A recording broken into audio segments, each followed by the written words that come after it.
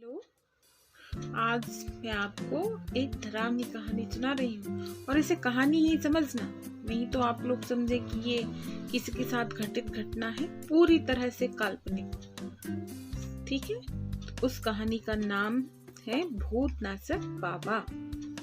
यह कहानी एक भयानक जंगल की है जो मैंने उनके घर वालों से सुनी जिनके साथ यह घटना हुई। माधोपुर से लेकर शिवपुर तक फैले इस जंगल में मैं जाने कितनी भयानक जानवरों और भूत आत्माएं रहती हैं। एक बार मैं शिवपुर रक्षाबंधन पर दीदी के यहाँ गया था। वहाँ के लोग उस जंगल के बारे में बताते रहते थे कि इस जंगल में आत्माएं भूत प्रेत रहते हैं। तो मुझे तो वैसे भी भूत प्रेतों पर विश्वास है, शायद आप लोगों को भी हो। तो मैं 15 अगस्त को अपने जीजा जी के कॉलेज गया।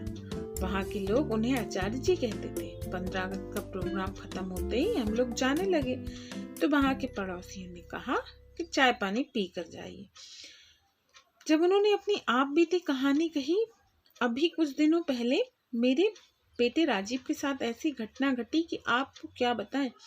राजीव के पिताजी ने बताया कि एक दिन मेरी तबीयत खराब हो गई थी। तब मैंने राजीव को जंगल से बकरियों के लिए चारा लाने के लिए भेज दिया।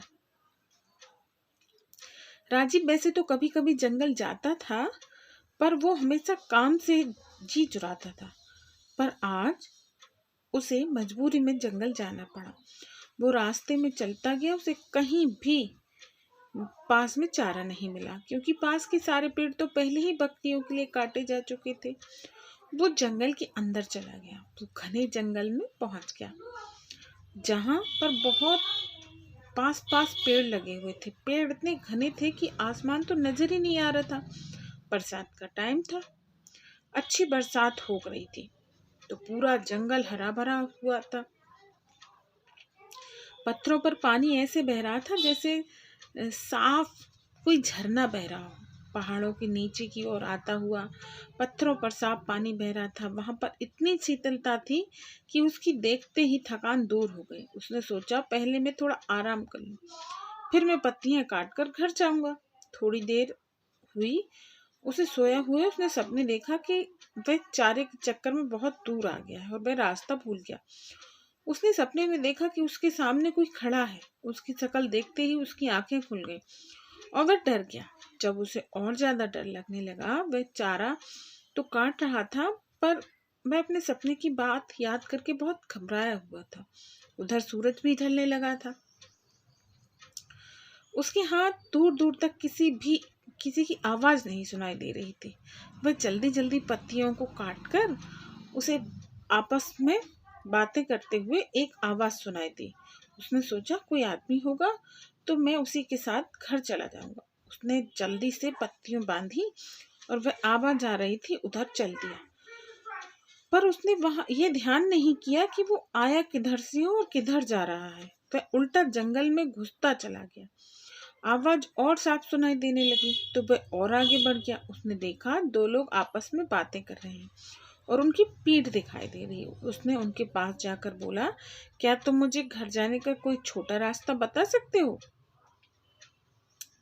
इतना उसने कहते ही वो दोनों उसके सामने से ऐसे फुर हुए कि वहां कोई था भी या नहीं। उसे गायब होते ही उसके पसीने छूट गए।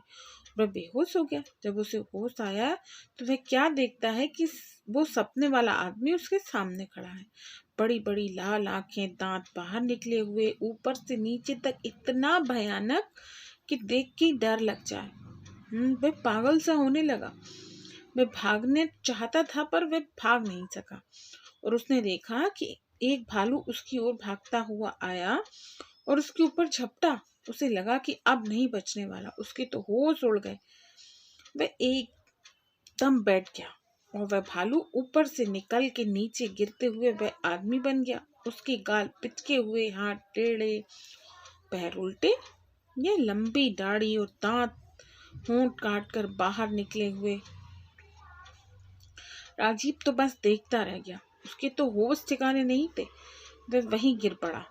इधर घर वालों को चिंता हो रही थी कि अंधेरा हो गया है, राजीव अभी तक क्यों नहीं आया। उसके बड़े भाई ने कहा कि अभी आता ही होगा, सब लोग इंतजार करके थक चुके। रात के 10 बज चुके। अब उसके भाई को लगा शायद कुछ तो गड़बड़ है। कुछ लोगों ने कहा चलो चलते हैं, क्या पता इतने बड़े जंगल में कहाँ क्या हो गया हो। सब लोग लाठी भाले लेकर उसे ढूंढने निकल पड़े। भाई अपाहिज था, वह एक पैर से चलता था, इसीलिए उसके पिता ने कहा तू बेटा तू यहीं रह अपनी माँ और बहन के पास, हम लोग जाते हैं, कुछ खबर होगी तो हम बताएंगे। पूरी रात जंगल में ढूंढते हुए हो गई पर उसका कहीं कुछ पता नहीं चला। जहां तक लोग जाते वहां तक सारा जंगल छान मारा, राजीव का कोई पता नहीं। सब लोगों ने कहा अभी घने जंगल में जाना ठीक नहीं है, अभी सुबह होते चलेंगे। अभी 4 बजे थे, अभी 1 घंटे में सुबह हो जाएगी। सब लोग वहीं बैठकर सुबह का इंतजार करने लगे। थोड़ी देर बाद सुबह हो गई। सब लोगों ने कहा चलो अब चलते हैं। सब लोग चल दिए, आवाज लगाते हुए राजीव राजीव। राजीव बेचारे की भूख प्यास के मारे वो हालत हो गई कि वह सुध बुध खो बैठा। उसे अब यह नहीं पता कि मैं कहाँ पर हूँ। 2 दिन हो गए, राजीव का कहीं पता नहीं चला। अब सब लोग परेशान थे। उधर राजीव का भाई बहुत व्याकुल था, बेचारा कुछ कर तो नहीं सकता था। वह जाकर सामने खड़े हुए नीम के पेड़ के नीचे गड्ढा खोदने लगा और कहने लगा मेरा भाई आएगा, मेरा भाई आएगा, वह कही जा रहा था। दोस्तों उस नीम पर वह रोज सुबह दूध चढ़ाते थे, उसे अपने देवता का निवास मानते थे। इधर उसके भाई की पुकार सुन उसके देवता निकल पड़े। उधर रात हो गई और राजीव को उन भूतों ने घेर रखा था। भाई वह खुद बता रहा था, भाई क्या बताऊं, उस रात की बातें याद करके अभी भी डर लगता। वहां इतने भूत एक साथ देखे मैंने, क्या किसी ने सपने भी नहीं देखे होंगे। किसी की गर्दन अलग है, कोई बिना आग का है, कोई ढांचा मेरे चारों तरफ तांडव कर रहा है। जिंदगी में कभी सोचा ही नहीं था कि ऐसा दिन भी आएगा। ऐसी तरह तरह की आवाज निकाल रही थी, सारा जंगल उनकी आवाज जैसे गूंज रहा था। मुझे लगा कि मैं अब बचने वाला नहीं हूँ। मैं रो रहा था, बहुत डर गया था कि अचानक घोड़े के पैर की आवाज आई। सब लोग एकदम शांत हो गए। इन सब लोगों के आसपास न आस तोड़ थी कि अब हमें राजीव नहीं मिलेगा। सब लोग वापस आ गए, सारे घर में मातम छा गया। इधर किसी ने कहा कि किसी भगत को बुलाओ और पता कराओ कि अभी तक जिंदा है कि नहीं, लौट आएगा कि नहीं। एक आदमी वहां से भगत को बुलाने चला गया। इधर राजीव के देवता वहां पर पहुंच गए, हाथ में तलवार, घोड़े पर सवार। उनको देखते ही सारे भूत भागने लगे।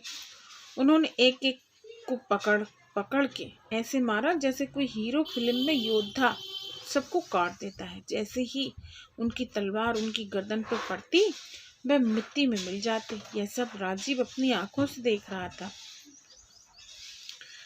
तब उस घुड़सवार ने कहा तुम अब चिंता मत करो, मैं आ गया हूँ और सुबह तक कोई तुम्हें लेने आ जाएगा। अब तुम बेफिक्र होकर सो जाओ।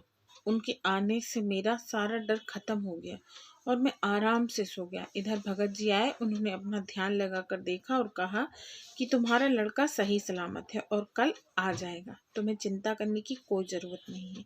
वहाँ पर तुम्हारे देवता पहले ही वहाँ पहुँच चुके हैं और राजीव का भाई अभी वहीं पर बैठा हुआ है और कहे जा रहा है मेरा भाई आएगा। वह किसी की भी बात नहीं मान रहा है, जो भी उसे वहाँ से उठाने को जाता है वह उसे धकेल देता है।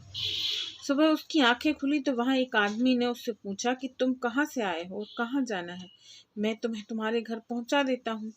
और वह आदमी साइकिल पर बिठाकर उसे उसके घर छोड़ दिया। घर वालों को देखकर ऐसे रोया कि वह बेहोश हो गया। 3 दिन तक भूखा प्यासा कमजोर हो गया। फिर उसे अस्पताल ले गए। 2-3 दिन बाद वह ठीक हो गया। उसको उसके जो देवता थे उन्होंने उसकी भूतों से रक्षा की और उसको बचाकर घर तक सही सलामत पहुंचा दिया।